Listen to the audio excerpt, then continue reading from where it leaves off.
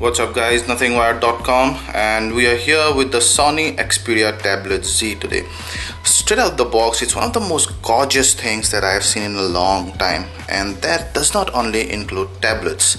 Now, it borrows much of its looks and design from the Xperia Z smartphone. You have the same straight lines here, it's not very curvy. You have the same edge-to-edge brilliant design, except the back, which unlike the Xperia Z smartphone where it was glass, here you would find high-end plastic with a matte finish that gives a very good grip to your hand while operating the tablet.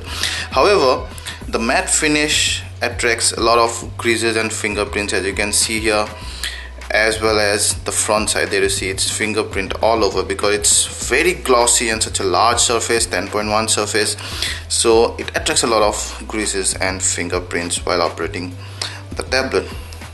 Yeah, so in India only the black model is available. In US you would have both the black and the white model. I personally like the white model better because it gives a kind of very cool translucent look, stand out from the usual chalk white design that you see in most smartphone or tablet devices. However, the black model is equally stunning, if not more. In India you also only have the 16GB model. In US and some other markets you have an option between the 16GB and 32GB internal memory. So the front side has the 10.1-inch diagonal brilliant LCD screen. It's powered by Sony's Mobile Bravia 2 engine. On top you have the front camera there, and then on the left side you would see most of the ports are covered with flaps. That's your 3.5mm jack, and that's your aluminum power button. Then you have your volume rocker, and then your dock connector, speaker, one on this side, another one on this side, and then you have your micro USB port. There you see. Yeah. Then when you come here, you should have your micro SD plus SIM card slots there. And then another speaker here, as you can see, and then the speaker here. So you have the speakers mounted, speaker grills basically mounted on this side as well as this side on both the bottoms and right and left. This is because it won't obstruct the sound coming out while you're holding the tablet like this or like this. So that's a clever thinking. This side do not have much, even here you don't have much. Yeah. So on the back side you have the 8.1MP back camera and logo, nothing much. So that's very clean, minimalistic, straight design. It's the thinnest tablet in the world and one of the thinnest gadgets that you'll ever hold. See, my camera is not being able to focus on it. It's so insanely thin. It's about 6.9mm here, and that's thinner than almost any tablet or phone that you've ever held. Now, as I've shown you, most of the ports are covered with flaps. That's because, like the Xperia Z smartphone, the Xperia Tablet Z is also an IPX5x7 certified for water resistance, and then IP5X registered certified for dust proofness. The display on the Xperia Tablet Z is brilliant. It's very sharp thanks to the 1920 by 1200 pixels. It's also powered by the Mobile Bravia 2 engine, which makes viewing the photos, videos and magazines very sharp, and they just come out as if they are printed on top of the glass. Yeah, and thankfully finally Sony also got the saturation and color vibrance correct, unlike the previous Sony devices where we found the saturation to be a little bit on the bland side. The viewing angles are also great despite of being an LCD screen, and more than one people can watch a movie or any video together. There you see. Yeah, unless you have that screen rotation on, of course, because that's quite annoying. Yep.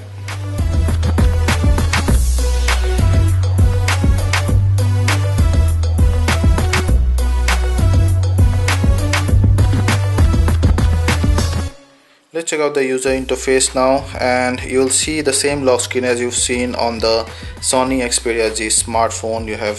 We love the scale effect on the lock screen, and you can go to the music app there or the camera app from here. And let's unlock and let's go to the very familiar and never have changed Sony home screen setup. Yeah, so you have how many? 5 home screen that cannot be added or removed, and you can add widgets, apps, wallpapers or themes. There are multiple ways. You can either long press there, or you can press this plus, or okay, those are the only 2 ways. And you can then go to the widget menu, and let's say you can long press and then drag to place a widget on any home screen. You can also delete it, and note the nice animation on the bin.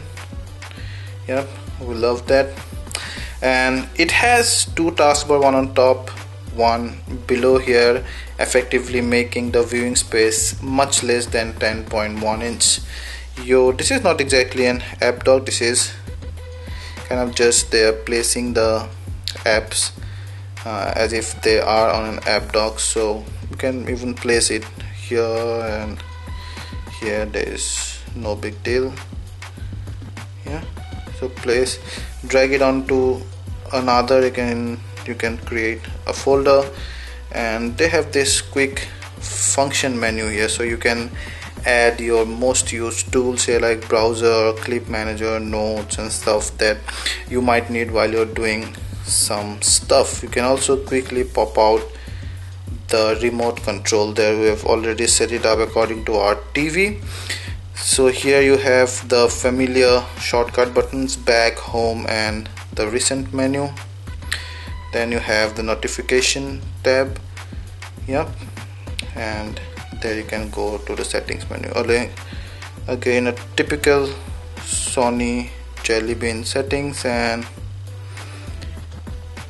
what we loved is the power management. It came with the Xperia Z phone as well, so when you switch this off, you'll suddenly see that the tablet is consuming more power. The display became brighter, and it says estimated standby time is 12 hours. The moment you switch on stamina mode, activate, it becomes 14 hour, and depending on the level of battery you have, it gives you much more than what your present battery gives if you do not have the stamina mode switch on.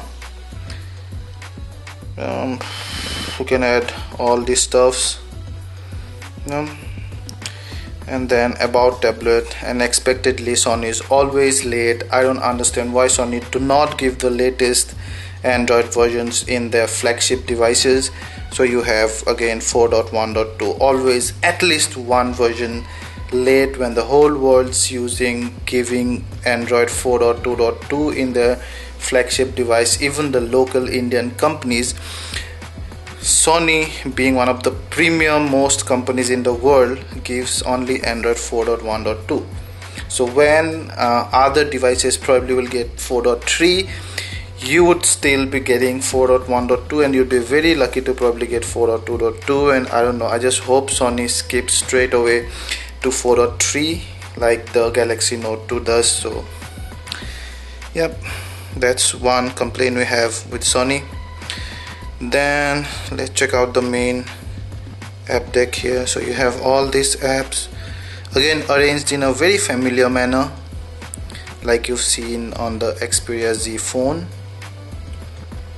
Yeah, so the default browser is Chrome, but the other apps are mainly from Sony. Like you have the Walkman, that's your music app, and again very familiar setup, don't need to show you much. You have a clear audio there. If you do not switch it on, you can manually go and choose some presets from here. To select any presets, you can of course manually customize these volume settings. Yeah, and then you can also do some other kind of stuff. fancy stuff, and then you can arrange my music there according to artist and albums and songs, and SenseMe is kind of arrange the music according to your mood and all those stuff. Then you have album, which is the gallery. So like the default Android ROM does, your recent thumbnail is the biggest one. Yeah. So now you can share it with all these means. You can delete it, you can edit it with Sony Online Play Memory,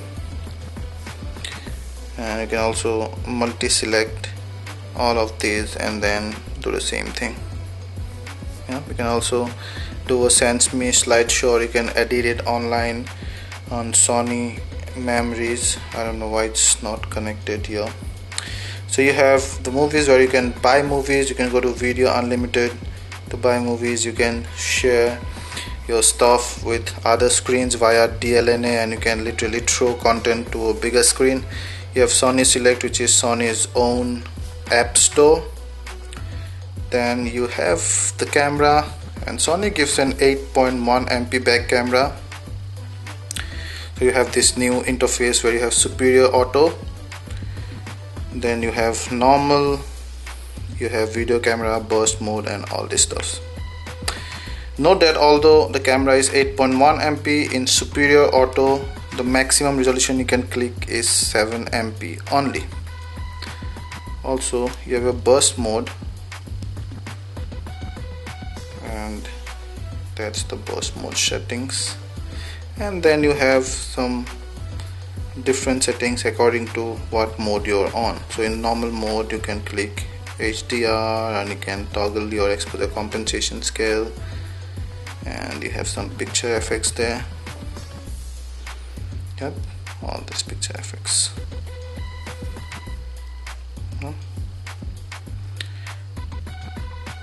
That's to click stills, and that's for the video recording. So there you have matrix, center, average. I like it average, which works most of the time. You have the ISO that goes up till 1600. I'll put in auto, and yeah, some other fancy stuff. So you can quick launch it, and you can have it launch only, or launch and record video, launch and capture, which means we're in the lock screen. While I showed you that you can simply drag the camera icon to left to launch the camera. So this command that. So when you say open and capture, the moment you slide the camera and come to the camera app, it will not only open the camera app, it will also capture the photo. So that way. So social life, which is kind of an aggregated social feed. You have notes, I've shown you settings. So you have Video Unlimited, there's the Play Memory Online, some other multimedia stuffs like Xperia Link and Music Unlimited and Voice Pilot. Pretty usual Sony stuffs. And you of course have your usual Google Android apps like Chrome, which is the default browser anyway. You have YouTube, Maps, and navigation, the music, Google Plus, Messenger Plus. You also have Temple Run 2, which actually I don't think will come with the retail version. It's with this review version just to give a demo of the game.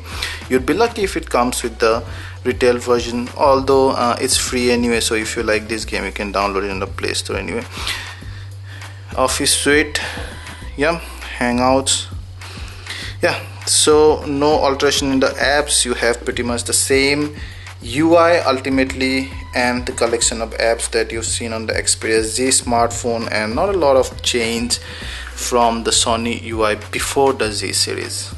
But all in all, it's a love and hate relationship. Some people love the Sony UI because it's a very heavy customization on top of the stock ROM, and some people like this because they like Sony's apps. Some of the Sony apps like Walkman and Movies and a few others are in fact better than what the stock ROM is. But a lot of people do not like heavy customization on the manufacturer's part, because the more customization you do on the stock Android ROM, there is a popular belief that it deviates or it skews from the optimal and the fastest performance.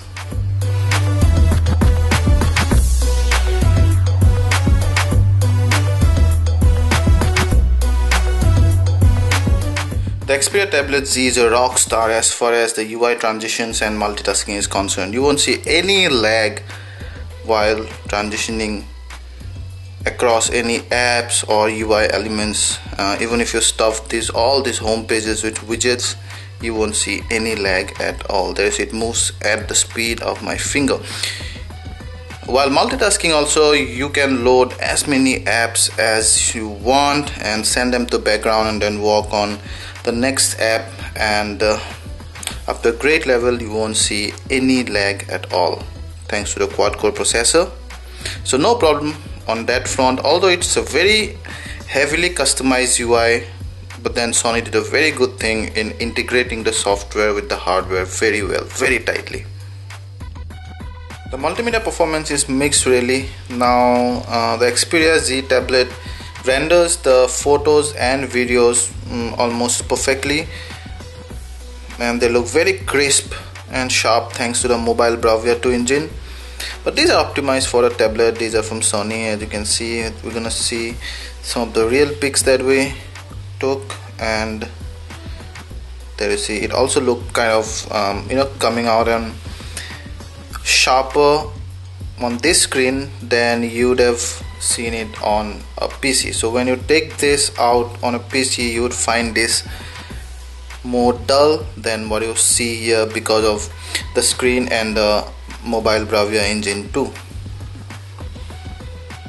And let's start playing some videos. Now we have this one is a full HD progressive 30 FPS, and it plays this just perfectly. We did not convert it while copying because converting lowers the resolution and the file size. There you see it almost does not skip any frame and plays it perfectly.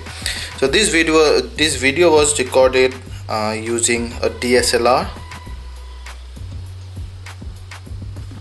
No problem there. However, when we go and play a 1080p progressive 60 FPS, this guy fails. There you see it starts playing and then it stops.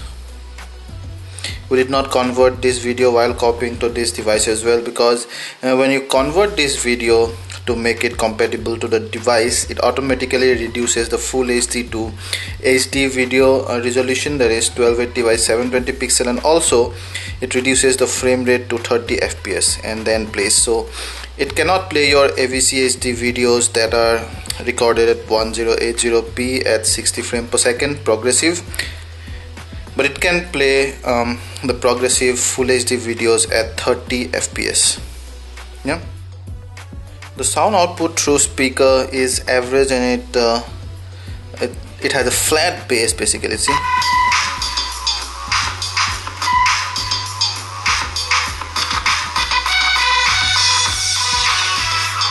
so you can hear the notes correctly, you can hear the notes perfectly, but then even at high volume the bass is flat. It does not crackle, and we think that Sony actually intentionally kept the bass low to prevent it from crackling at the highest volume.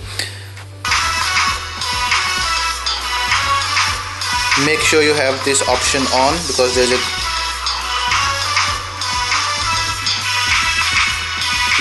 a great difference in sound output. So the Clear Audio Plus enhances the sound to a great bit.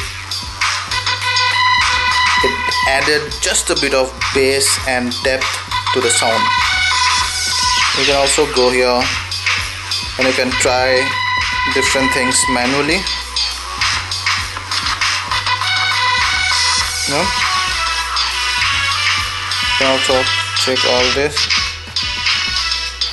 and try to see which one works best for you. This one is auto, and it automatically adjusts everything. sound output via earphones is a totally different story, because the Sony earphones, we love them anyway. They generally have very good bass and treble adjustment, and the ones that come with the Xperia Tablet Z are of very premium quality. So you will hear the note at almost all sound ranges, and you'll hear the notes perfectly. The bass would be deep and the treble won't be too high, it be just perfect, and it won't crackle even at highest volume. But then we strongly do not recommend you to listen music at the highest volume while you're wearing earphones, because it can damage your ears. However, whenever you're listening to the tablet, you can always play it via speakers, but if you want to take the maximum benefit, then please use your Sony earphones and hear it at a moderate volume. The Xperia Tablet Z, like the Xperia Z smartphone, has an Exmor RS sensor. So it's one of those 3 models of new Sony sensors that first came with the Xperia Z phone, of course. And this sensor's architecture takes out all the mechanical part from the pixel distribution area and then places them in a layer that sits just behind the pixel area. So this eliminates the loss of light, because there are no mechanical parts now, and also the differences between the pixels are less. So on paper, at least, it should distribute the light perfectly among pixels and it should minimize the light loss. But does it happen in practical sense? Well, we were quite disappointed with the Xperia Z's phone's photo performance, and we weren't much impressed with the photo performance of the Xperia Tablet Z as well. Now, the cameras of the tablets are generally crappy compared to the cameras on the phone. The cameras on the phone have really evolved, and the flagships now have great quality phones that almost give the point and shoot cameras a run for their money. But then the cameras on the tablets are still kind of those ignored features, because somehow the tablet manufacturers believe that you somehow wouldn't use the tablets for clicking photo. Now Sony wanted to come out of that stereotype, and then that's why they put the same 8.1 MP back camera on the Tablet Z, and you also have the front camera here. Now 8.1 MP camera looks great, and in general it clicks nice quality pictures. It clicks, you say the colors are good, the saturation is good, the vibrance is almost like the colors are true enough depth. However, the detail is missing. So whenever the moment you start zooming out, you would see all grains and noise more than grains. Yeah. To make it worse, this particular display is a full HD display powered by the mobile Bravia 2 engine. So everything looks kind of more vibrant and sharp on this screen. Now wherever you take these photos out from here to your PC, you will see these same photos will become much more dull, and bland in color. On the surface they still look better, So the camera performance is just average. It's not something that's out of this world. Low light imaging really suffers. There you see, auto ISO, it almost cannot click the photo. There shows no detail, although there's not much noise. But the moment you go to night mode, it's full of noise. Video recording is the same, although there is no fuzziness or shuttering of video, but then the details again are missing. However, video performance is much better than the still performance for the Xperia Tablet Z. The Tablet Z is also a perfect e-reader. Now we've compared this with the Nexus 10 on your left and then the iPad 3 on your right. The iPad 3 also has the same Retina display as the iPad 4. You can see the viewing angles. The Nexus 10 is kind of washed out. because of its tremendously high resolution, the magazine actually gets pixelated more because they're not optimized for that kind of high resolution. You can see the letters also here are very pixelated. You see, you can almost see the zagged ends there on the letters, so it's very pixelated. And even while you're reading the magazines, all the colors are kind of washed out because they're pixelated. However, when you come to the Xperia Z, you can see they are relatively better because of the less resolution, which is 1920 by 1200 pixels. The colors look better, they look the saturation look better, and they look quite sharper. The iPad 3 is, again, the magazines are kind of optimized for the iPad, so you would actually have the best display quality on the iPad for any magazines. You see, pixelated, and they're like paler because the color pixels are farther apart. They're better and more color depth in the Xperia Z, and then the iPad is the best. Being a tablet with some of the most powerful specs around, expectedly the Sony Xperia Tablet Z plays almost all the games without even breaking a sweat. Now, we tested it with some of the most demanding games available right now for Android, for example Nova 3 and the likes of NFS Most Wanted. Now, when we tested Nova 3, we found absolutely no frame loss or delay in starting. We also there was no lag in operating the characters, moving them, or while shooting, moving around in general. So it plays Nova 3 perfectly. Now, when we tested NFS Most Wanted, again we found almost no frame loss or lag. There is very slight lag, especially when you start the Nitro, but that lag happens in almost all devices that we've tested NFS with. So all in all, that this tablet plays all the games pretty perfectly, and it's a perfect gaming device for you. It also has big bezel, so it's easier holding the tablet while playing the game. The only downside is that while playing demanding games like Nova 3 and NFS Most Wanted, the tablet heats up in this area. But apart from that, it's just perfect for gameplay. The Tablet Z rocks in terms of benchmark scores as well. It tops the Android tablets in our benchmark test. Now you can see more details of those in our detailed review article that's mentioned in the description.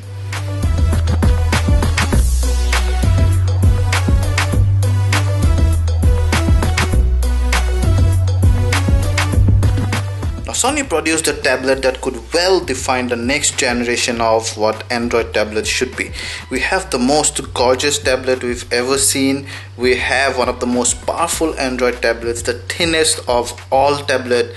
It's a great gameplay device, an excellent e-reader because of the mobile browser 2 engine, and you can read magazines and texts alike. They come out very sharp, and the full HD, in fact more than full HD display renders all those media perfectly, and it also water resistant and dust proof, so you won't have to worry when you take it out on a rainy day or to a construction site. The downsides, however, are that it's quite pricey at about 44,990 Indian rupees. You might get it for a little cheaper in some online retail store, or when you negotiate a deal with your local vendor, but still, when an Android tablet is pricier than an iPad, it's a hard sell really. Then the touchscreen really goes haywire underwater, and you cannot operate the touchscreen, although the tablet does not get spoiled, so you can take it out and then you can use it perfectly. But while underwater, while it's wet, you cannot operate the tablet. Also, the sound output through the speaker is quite flat, and the tablet heats up a bit during heavy gameplay. But taking all those into consideration, The Sony Xperia Tablet Z is one of the most deserving tablets that we've seen, Android and iOS alike. Thank you, and if you like this video, please hit the like button and please subscribe to our channel Nothing Wired to get more awesome content in future. Thank you.